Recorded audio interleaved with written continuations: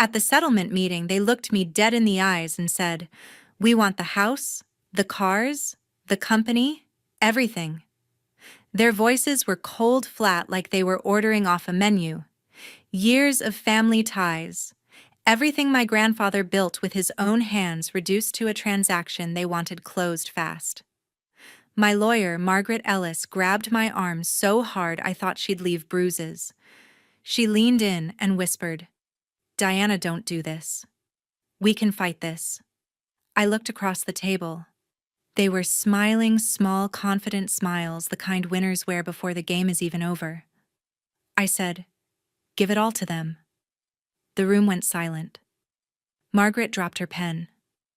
Their smiles flickered for a second, then widened. They thought they'd broken me.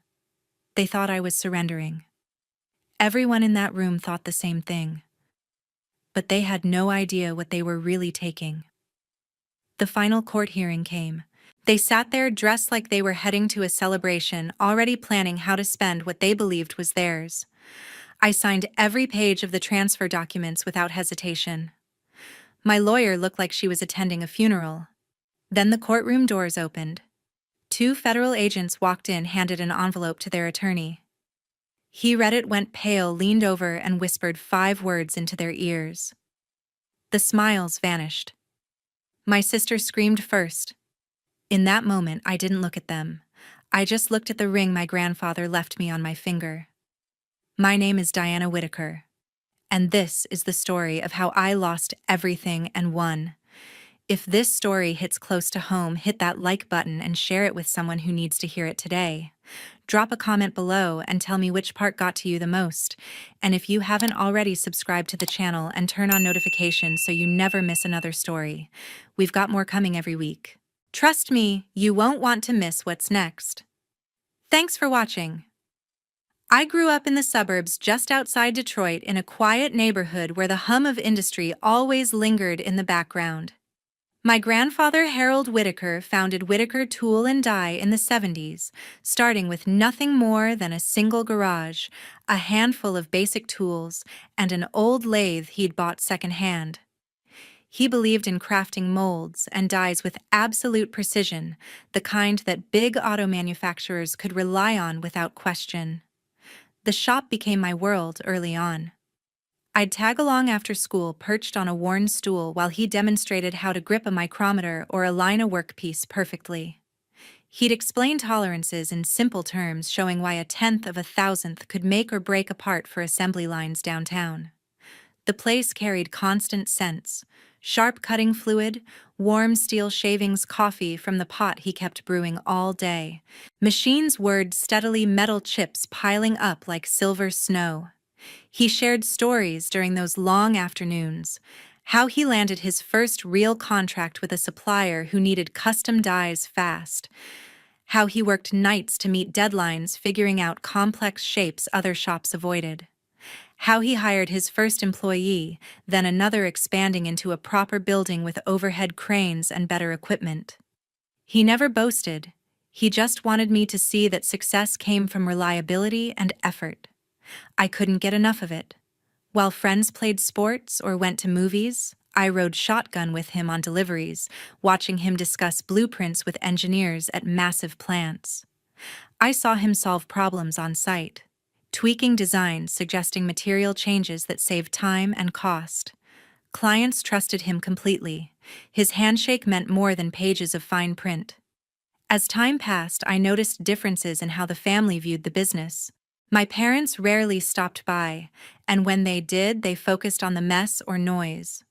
Breanna avoided it altogether, complaining about grease stains or outdated machinery. Grandfather observed quietly, disappointment flickering when topics turned to the shop. He began entrusting me with real tasks. I ran small production jobs, contacted suppliers for quotes, handled scheduling. He walked me through profit margins, inventory control, customer relations. More than numbers, he emphasized reputation, delivering on promises, standing behind work, treating workers fairly.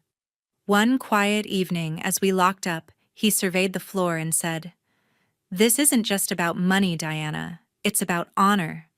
We build things that last and we treat people right. Only you seem to get that. His words stuck. The others showed little interest in daily operations or challenges. Breanna dismissed it as manual labor. My parents spoke of eventual sale or retirement windfall, never the craft or clients. Grandfather's confidence in me grew. He included me in decisions about new tooling investments, expansion ideas, long-term contracts. We spent hours reviewing prints, debating efficiency improvements, mapping growth, without compromising quality. When his strength faded, he relied on me more heavily. I managed most day-to-day while he oversaw from his desk. He made certain I understood every aspect, from machine maintenance to financial oversight. Then came the morning he didn't show up. Heart attack sudden and final.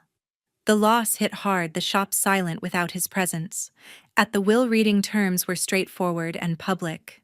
He left the entire operation, buildings, equipment, accounts, the house, everything, to me.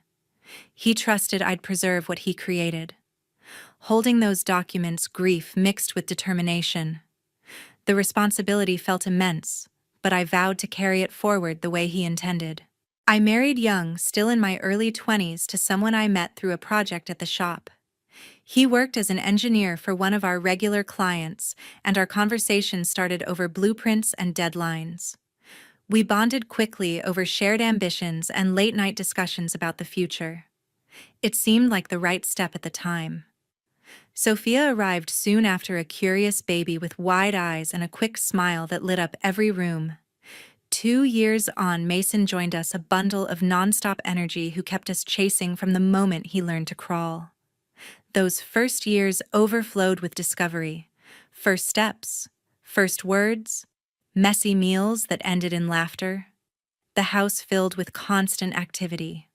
Toys spread across floors, children's drawings taped to walls, weekends spent at local festivals or backyard barbecues with neighbors.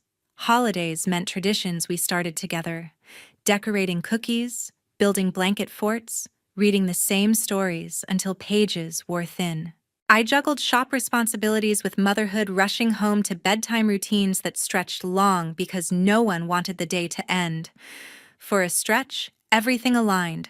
We planned vacations to nearby lakes, saved for bigger dreams, celebrated small wins like new contracts or school milestones. Sophia's questions about how things worked echoed grandfather's lessons. Mason's fearless climbing reminded me of my own childhood curiosity around machines. But differences surfaced gradually.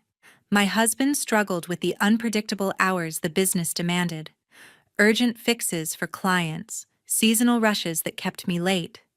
He wanted more predictable evenings, spontaneous trips, less talk about production issues.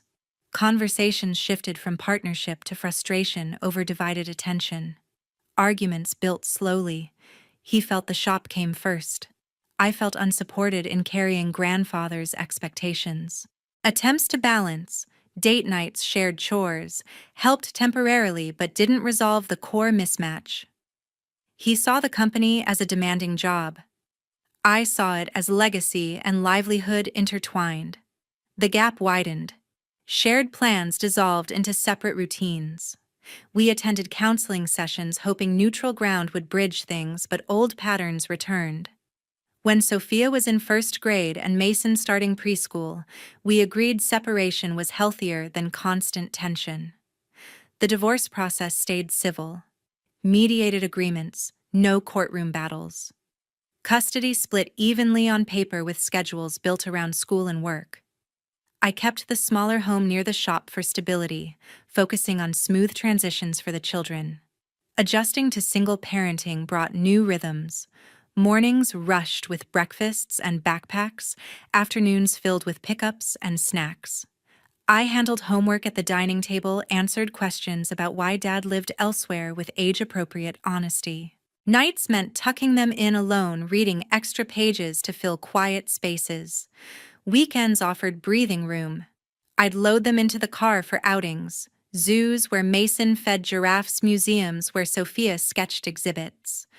We baked together on rainy days, experimented with recipes that sometimes succeeded, sometimes burned. Laughter returned in full force during those unstructured hours.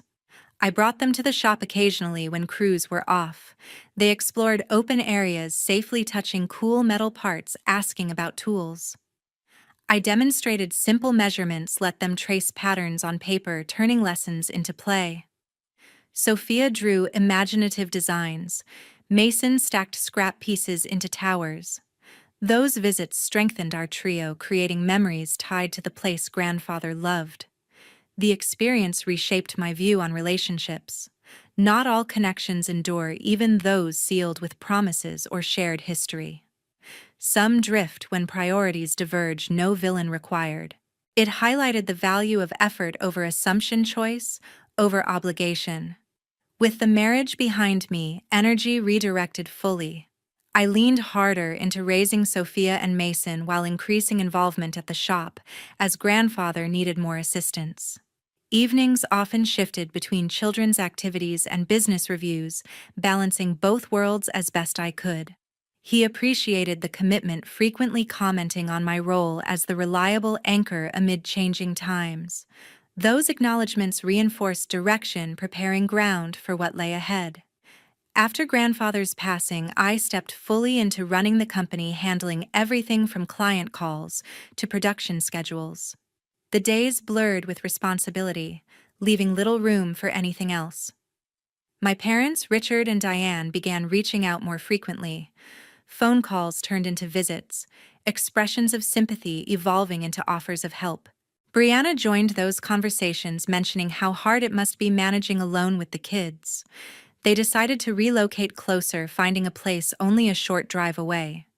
The reason sounded reasonable: being near for Sophia and Mason, assisting with school drops or unexpected needs. I appreciated the gesture.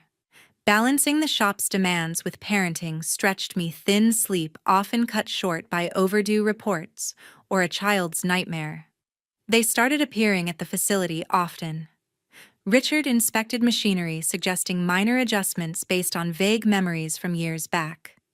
Diane organized lunch deliveries for the team, lingering to chat with longtime workers. Breanna proved most eager, noticing my exhaustion with spreadsheets and proposing to oversee finances. "Let me take that weight off," she offered. "You handle manufacturing and customers." Worn out from constant juggling, I accepted. Family involvement seemed like a lifeline after solo years. It allowed more focus on actual operations, trusting blood ties would prevent issues. Initial periods ran without hiccups. Bills paid promptly, statements arrived neatly, compiled balances held steady. I gained breathing space, arriving home earlier for dinners with Sophia and Mason. Gradually, irregularities appeared.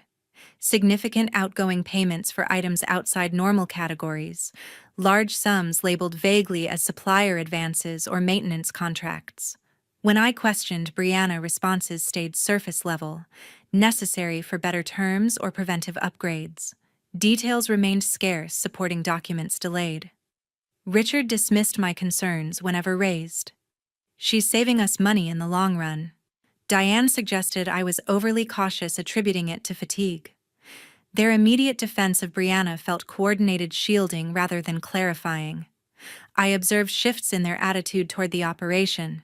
Discussions moved from production challenges to revenue figures, potential liquidity ways to access funds faster. Breanna commented on account balances casually, as if they were personal savings. Richard brought up retirement plans again, calculating timelines based on current valuation. Diane browsed real estate listings during stops at my house, talking about downsizing or relocating somewhere warmer. Family gatherings at home included subtle probes about distributing burdens more evenly or ensuring everyone shares in the success. Breanna's gaze lingered on recent equipment purchases, assessing value rather than function. The change accumulated quietly but persistently. What once represented craftsmanship and commitment now appeared to them as a convenient resource, capital, ready for redistribution. Their visits focused less on support, more on possibilities for personal gain. I downplayed growing doubts, convincing myself suspicion stemmed from overwork. They were relatives, after all, bound by shared history. Questioning motives felt disloyal, yet patterns persisted. Unexplained deductions, postponed reconciliations, rationales growing thinner. The business grandfather cherished no longer seemed sacred to them. It resembled an opportunity for quick benefit legacy secondary to immediate advantage. The unease settled deeper, a quiet alarm I couldn't fully silence. I decided to pick up Sophia and Mason early that afternoon, since Mason had a minor cough, and I wanted to get them home for rest before it worsened. The drive from school took the usual route past familiar streets, and on impulse I turned toward the shop to collect a folder I'd left behind. The parking area looked ordinary, a few employee cars still there despite the hour. Entering through the side door, the building seemed unusually hushed. No typical clatter from the floor, no voices carrying over machinery. I headed down the hallway toward my office, but light spilling from the conference room caught my attention. The door stood partially open, muffled words filtering out. I paused, then pushed it wider. Richard, Diane, and Breanna sat around the large table, documents scattered in organized piles. Breanna was mid-signature on a stack of forms, pen moving steadily. Invoices and transfer requests lay nearby, several bearing company letterhead with figures that jumped out immediately, tens of thousands, some higher. They looked up simultaneously, surprise freezing their movements. I stepped fully inside. What exactly is this? Breanna set the pen down, slowly gathering pages. Routine payments. Catching up on vendor balances. I approached the table, scanning the top document. A wire transfer authorization to an unfamiliar LLC for specialized consulting, $45,000. Another for raw material procurement to a different entity, $60,000. No corresponding purchase orders or quotes I recognized. These vendors aren't in our approved list. Where are the bids? The approvals. Richard shifted in his chair. Diana, you're jumping to conclusions.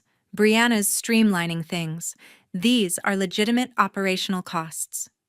Diane reached for a folder, voice soft but firm. We're trying to help lighten your load.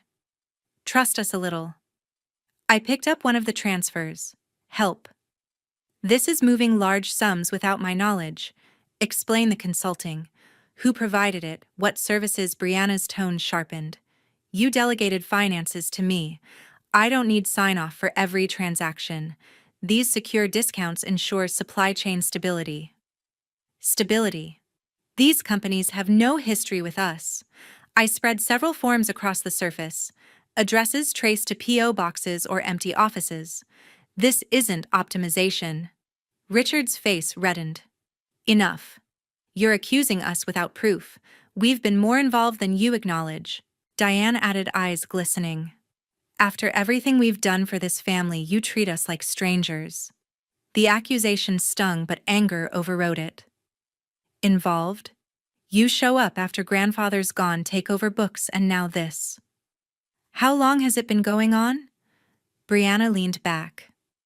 You're paranoid. Running the place alone has made you suspicious of everyone. I've kept things afloat while you focus on the kids. Afloat by draining accounts? I gestured at the piles. These aren't expenses. They're diversions. Richard stood abruptly. Watch your words. We're your parents. We raised you, supported your choices. Grandfather's will was unfair. He wasn't thinking clearly at the end, influenced by your constant presence. Diane nodded. Medication clouded his judgment. He didn't mean to exclude us entirely. We provided emotional care for years. That deserves recognition. Breanna jumped in. Exactly. I've managed finances competently. I deserve compensation, part ownership. You've hoarded everything. The room heated quickly. Voices rose, overlapping. I demanded immediate access, freeze, full records turnover. They refused, Richard insisting on legal review first. Diane accused me of tearing apart what family remained. Breanna claimed her efforts went unappreciated, that she'd earned equity through sweat. I countered with specifics: missing backups, altered logs, patterns no honest manager would create. Richard dismissed it as inexperience on my part.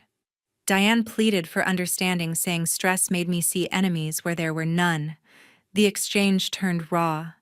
Breanna declared outright that without her the company would have faltered. Richard threatened to involve authorities if I locked them out. Diane wept openly, saying I was destroying our bond over money. Finally, Richard delivered the blow. We'll file to contest the will. Undue influence, diminished capacity, plus our contributions as direct heirs. A judge will see reason. Fair division for everyone. Breanna added coldly, I've run things better lately. I should have a larger role. We'll prove it.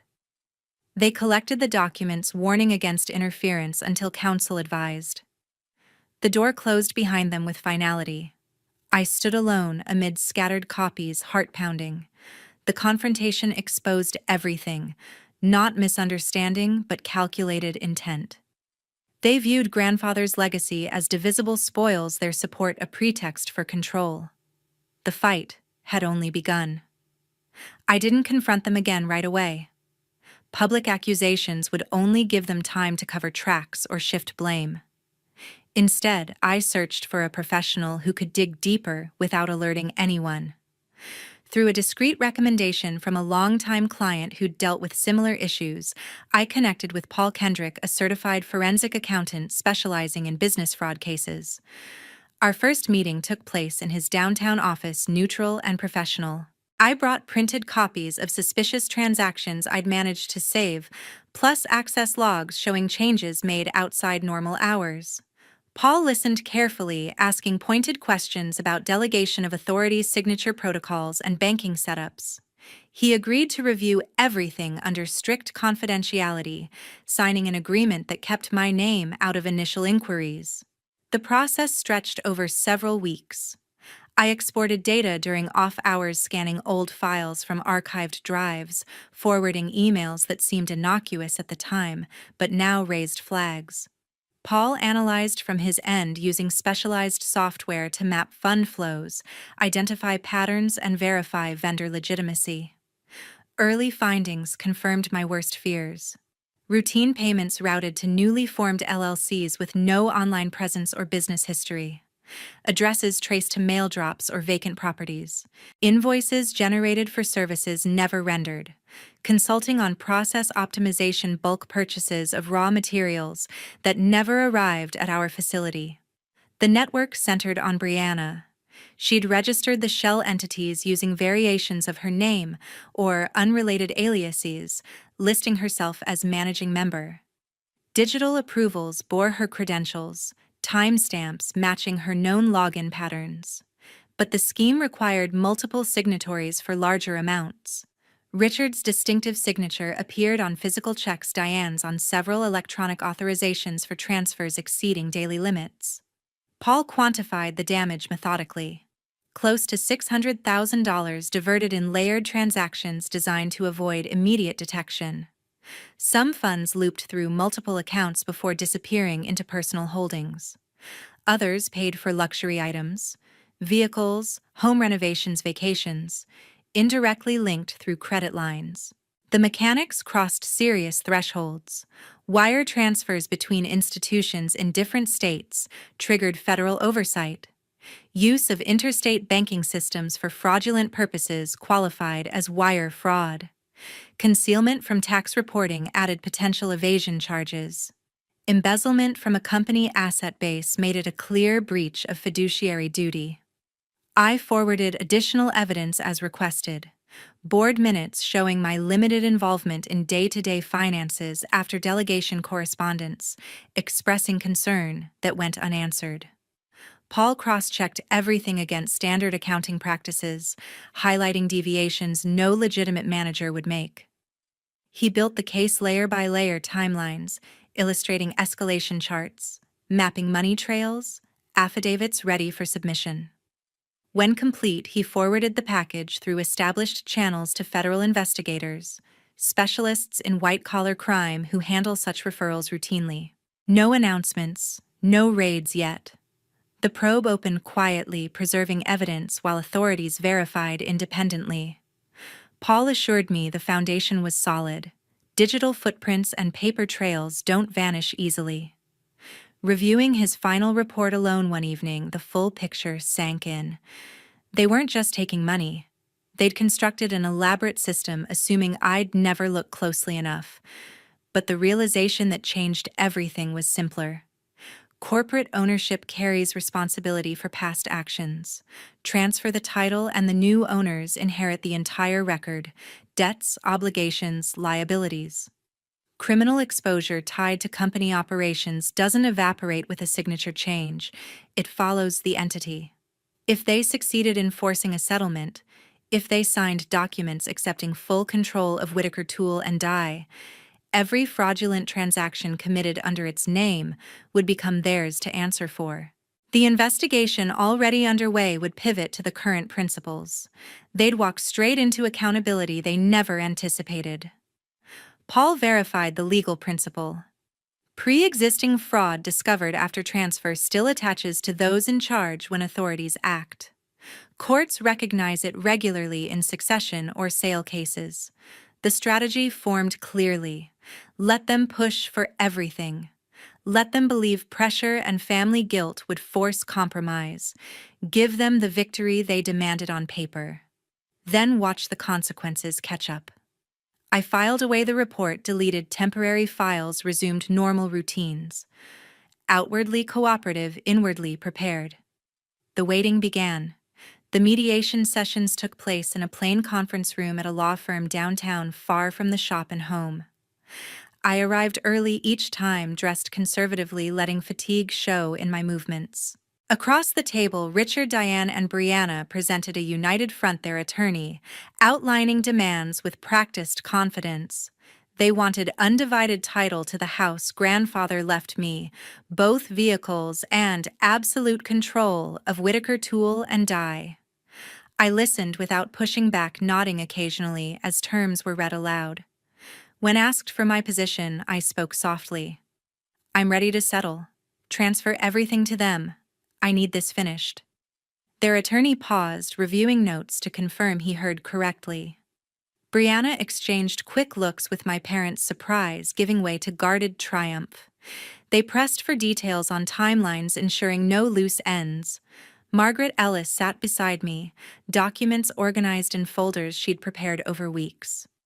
She'd compiled timelines, employee statements, financial summaries, challenging their claims. Now her pen hovered motionless. In private breaks, she cornered me. Diana, this gives away your entire future. We can counter with strong evidence. Please think about the kids' stability. I maintained the weary expression, repeating that prolonged battles would hurt everyone more. She argued quietly about asset protection, long-term security, the precedent it set. I thanked her for the effort but held firm on acceptance. News traveled fast through mutual contacts. Friends who'd known me for years began reaching out constantly. One from my old neighborhood left long messages, voice cracking with worry that I'd lost perspective under pressure.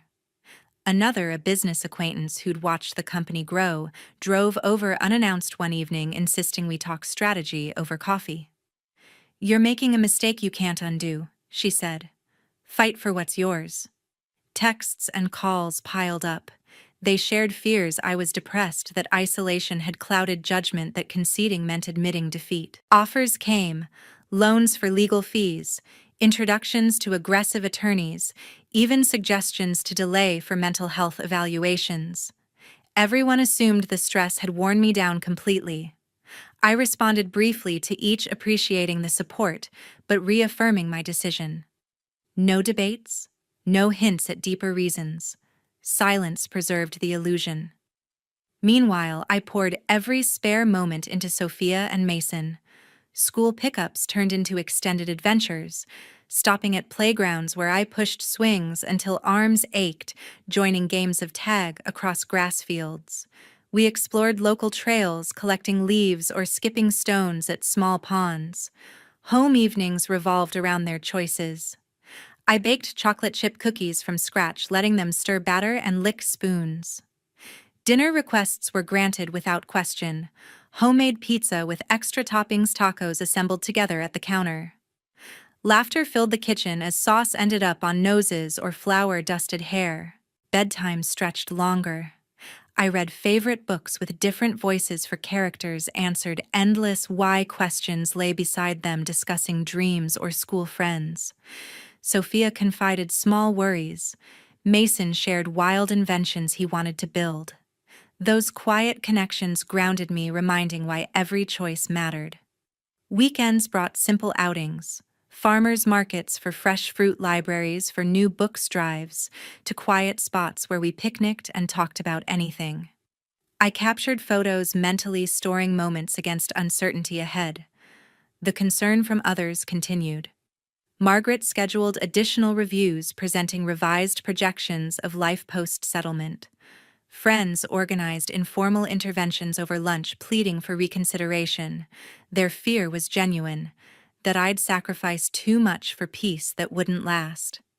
I attended, listened patiently, then restated willingness to sign. Outward compliance masked inner certainty. Those days with my children built quiet strength. Their unconditional trust, daily hugs, innocent questions, all reinforced focus on what couldn't be taken.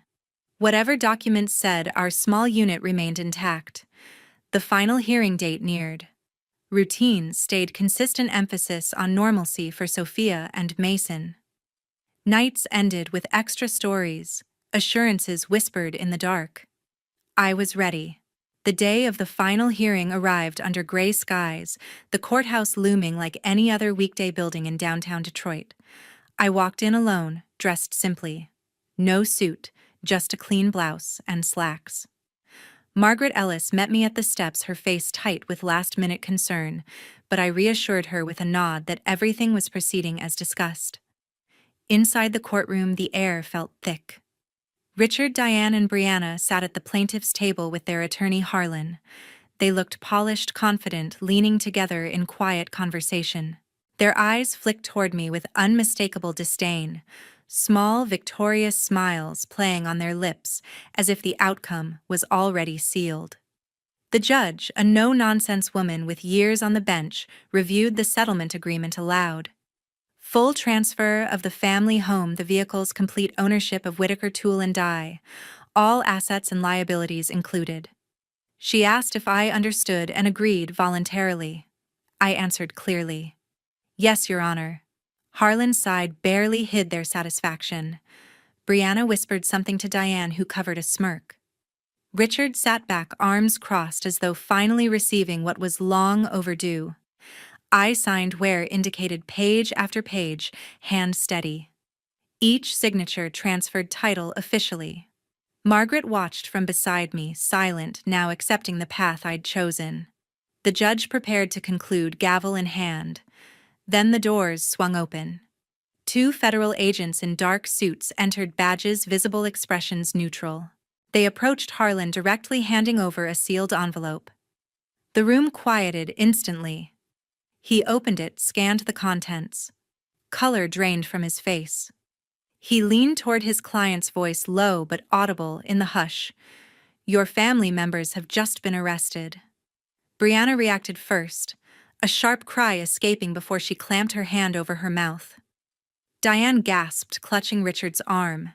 He stared ahead, frozen, as reality hit. The agent stepped forward, addressing them formally. Warrants had been issued days earlier based on the investigation's findings: wire fraud, embezzlement, conspiracy. Custody began immediately. Chaos erupted briefly. Breanna stood, chair scraping back, protesting loudly that it was a mistake, all my doing. Diane sobbed, reaching toward me as if for help I wouldn't give. Richard muttered denials, voice breaking. Bailiffs moved in to maintain order while agents cuffed them calmly, procedure standard for white-collar charges. I remained seated, hands folded, watching without expression. The judge banged her gavel for silence, adjourning abruptly. They were escorted out past staring spectators. Breanna's cries echoing down the hall. Harlan gathered papers mechanically, avoiding eye contact. Outside reporters waited. Word had leaked somehow, but I slipped away through a side exit Margaret arranged. Months passed before resolution. The case moved swiftly once federal prosecutors took over. Evidence proved overwhelming. Digital trails signed documents, shell company records. They tried separate defenses, Breanna claiming ignorance, my parents insisting they followed her lead. But coordination was clear. Plea deals came eventually. Prison sentences followed, years in federal facilities, not probation. Full restitution ordered, meaning liquidation of whatever assets remained after seizure. The house sold at auction, vehicles, repossessed, company equipment dispersed. I started over, smaller. A new entity, Whitaker Precision Works, leased modest space nearby. Loyal former employees returned one by one, drawn by honesty over higher pay elsewhere. First contracts trickled in from old clients who valued integrity. Growth came slow but clean, no hidden debts, no compromised books. Custody arrangements shifted permanently. With criminal records established, courts granted me sole legal and physical custody of Sophia and Mason. Visits supervised at best, but they chose distance as time went on. Contact ended completely. No calls, no letters, no attempts at reconciliation. Blood ties severed when trust shattered beyond repair. Looking back, the pain from that marriage breakdown prepared me in ways I never expected. It taught resilience, the difference between obligation and true connection. Being betrayed by those closest twice, once by a partner, once by family, stripped away illusions. Yet it clarified priorities. Strength isn't endless fighting. Sometimes it's strategic patience, letting consequences unfold naturally. Protecting peace for those who deserve it, myself, my children, matters more than forced forgiveness. If you've faced broken trust in marriage or from the people supposed to stand by you unconditionally, know this: rising again is possible. Stand firm for what's right for the innocent ones counting on you. Prioritize your well-being and theirs. Healing comes not from holding on to bitterness, but from building forward unburdened. Some bonds can't be salvaged. Cutting them free isn't weakness. It's choosing life on honest terms. That's what I did, and I've never looked back.